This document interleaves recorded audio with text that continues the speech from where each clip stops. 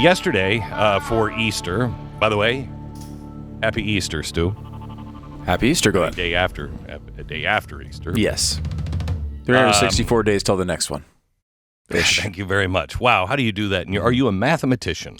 No, that's right. J.D. Vance was with the Pope on Easter, and then the Pope dies.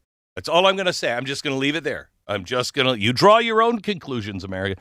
No, he had a good conversation apparently with the Pope, and the Pope died. He was very, very sick in the hospital. He had pneumonia. So we're back to the voting for a new Pope.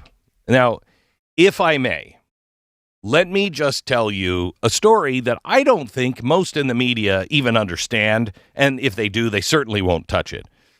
But I was there back in 2013, I think. Rob, what did we decide? It was 12 or 13, something like that.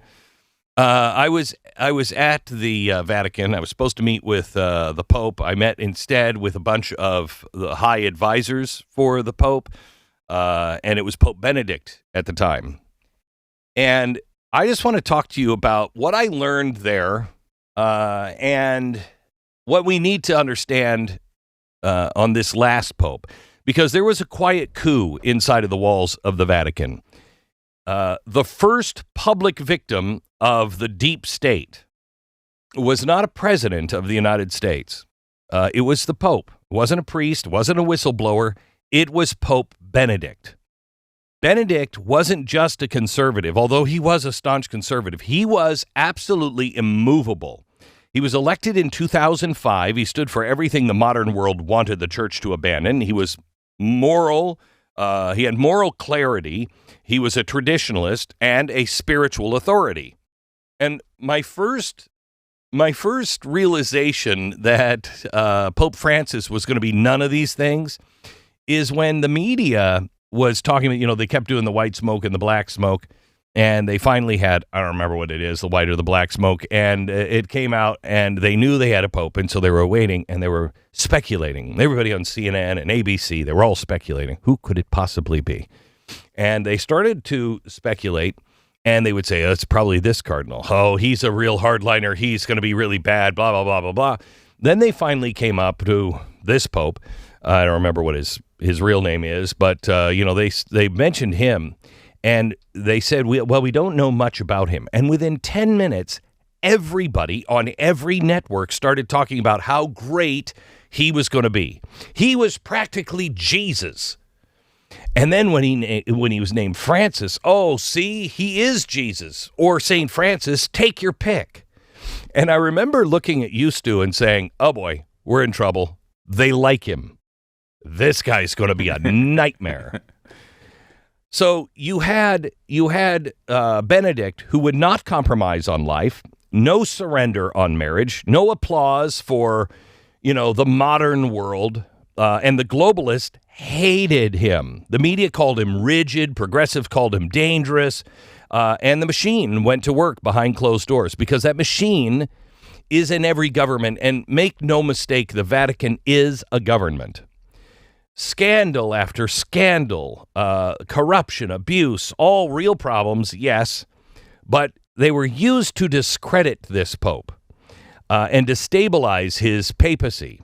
And he refused to bend. And then suddenly in 2013, he resigns. Now, I remember when this happened, gang. Let's put this into what we now know. I had horrible pain in my hands. I had a hard time moving them. I could barely work with them. I couldn't write or type or anything. I tried everything. Then I found Relief Factor. Relief Factor is a 100% drug-free supplement developed by doctors, and it's safe to take daily.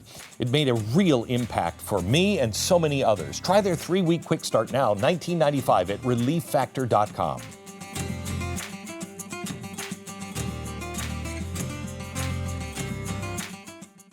We now know who replaced him. We now have seen the deep state in governments all across the world, okay? We have seen people being voted for, and the deep state didn't like them, and so they say, nope, not him. We've seen them throw people into jail. Okay. So by 2013, he resigns, and he's the first pope in 600 years to resign. And it's because he was too frail. He was too frail. He was too tired. Biden wasn't, but Benedict was. Okay. And yet he lived. For nearly 10 years, he lived. He wrote, he was speaking, he was warning. He stayed in the Vatican, inside the walls. He stayed in the Vatican. He wore white. He signed his name, Pope Emeritus. That's not retirement. That's him not really resigning. That's resistance. That's what that was. And into that void came Pope Francis. Okay? Immediately, everything about the church changed. There was global applause. Oh, my gosh. Climate change sermons. Remember those? They were great. Doctrinal ambiguity to where the point where Catholics were like, wait a minute, what is he saying here? Suddenly the church is less about salvation, more about sustainability and collective salvation, less moral compass, more moral relativism, and it seemed as though the fix was in. Now, even members of some press overseas were saying this was a coup. Apparently, Benedict left a box, it's called a white box, full of scandal files. And it was not a gift to Pope Francis. It was a warning. He knew, he saw it coming. So it wasn't a resignation. It was a removal from office, a soft coup by the progressive faction inside the church, who was eager to align Rome with Davos. And make no mistake, Davos was there. The UN was there. You know, all the global priorities of the UN and Davos were there that have nothing to do with God. But now the church was aligned with all of it. I remember going, as I said, we were supposed to meet with the Pope, and I went and I met with several cardinals, I think the good cardinals, and I saw stuff that I had never seen before. It was amazing. I saw the church as political and as spiritual at the same time. I'm a former Catholic, so I respect the Catholic Church. I also, I'm no dummy. It is a political organization. I think most churches can, go that direction, but especially one that's, 2,000 years old, 1,900 years old. I think it could probably go awry from time to time and go political, because that's what it was for a very long time. And I remember seeing the guy who I think was in charge. Is Jason out there? See if Jason can come in for a second. There was a guy that Jason was with me. Rob, can you open up one of those mics? Do you know? Jason, remember when we were at the Vatican, you were in the room. Remember that big map room? It was like we were in The Godfather. Yeah. Okay.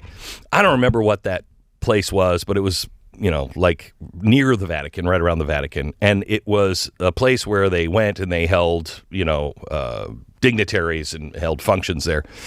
And it was amazing. It was like a 3-story room that we were in, and they were the biggest maps of the world I've ever seen. And all of it was incredible, and it had to be 400 years old. Would you agree with that? Oh, yeah. Okay, so it's just steeped in, quite honestly, Dan Brown kind of. Totally Dan Brown. Right? Yeah. Totally that. Yeah. And I had just gotten out of the archives the day before, and I don't even know how I got this invitation, but I was given an invitation, and even the guy who consulted the Pope for doctrinal issues, when we were, a quarter of the way into the archives, he was with me, and I asked him a question, and he said, "Don't ask me, ask him. I've never been allowed in here." And the next day, when we were getting a tour from the head of the Vatican Museum, he said, "You'll never guess where they were yesterday." And he said, they were in the Vatican archives. And she stopped. She was the head of the museum. She stopped and she looked at me and she's like, "Tell me about it. What was that like?" So I don't know how we got in there, but we were asked to go in. So we're experiencing all of this stuff. And that night we were with, I don't even remember who they were, but they were the most Christ-like, cardinals and preachers or whatever they were, that I had been with the whole time. They were so kind. You could just feel the goodness coming off of them. They were real servants of God. And we were all standing around talking, and you could tell everybody's guard in that group, everybody's guard was up. And all of a sudden, and I'm not kidding you, the room dropped 10 degrees. Mm-hmm. And I happened to be looking at the door way across this huge room. And here comes this guy. I don't know if he was a cardinal. Wasn't he in charge of all of the Pope's schedule or something? Something like that. Yeah. Okay. So he was the main guy that, you had to get by if you were going to get to the Pope.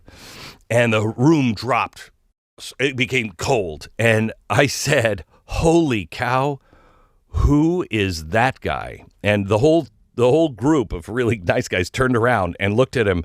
And one of them turned back and went, oh, you can feel that? And I said, oh, yeah, just feel, no offense. I didn't know if they liked him or not. I said, no offense, but he doesn't seem like a good guy. And he was way across the room. And they were like, oh, good sense on you. Oh, no, he's leading the opposition. So he's the guy, I think, that was helping thwart Benedict. And he was on in the inside. Okay, it's exactly the Trump story. Mm. Would you agree? Yeah, it felt like it felt almost like a Game of Thrones within the Vatican, didn't it? That's like the best, and it was just the weirdest feeling. Yeah, and it's exactly what we saw in 2016. I had never seen that before, but it's exactly what we saw in 2016. It's what we're now seeing in the EU, where the people with power are just taking people out. The pattern here is really familiar because we've seen it in Washington, we've seen it in Hollywood, we've seen it in the media. It's the replacement of the immovable with those who are more malleable. The strong replaced by the inclusive, the faithful with the fashionable. That's what happened. And this deep state doesn't just run in governments. It runs in everything. It runs in institutions.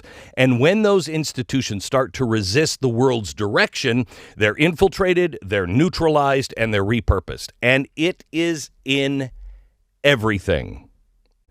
It happened at the Vatican. I saw it. And Pope Benedict was the warning shot that we all missed. He was the first Donald Trump, I believe. Now, what happens next? Are we going to get somebody, as the church is starting to grow again, the Catholic Church is starting to grow, and it's growing with Generation Z who are saying, we want our traditions back. We want marriage. We want truth. We want eternal truth as it's laid out in the Gospels of Jesus Christ. As it's growing, will the church grow in that direction?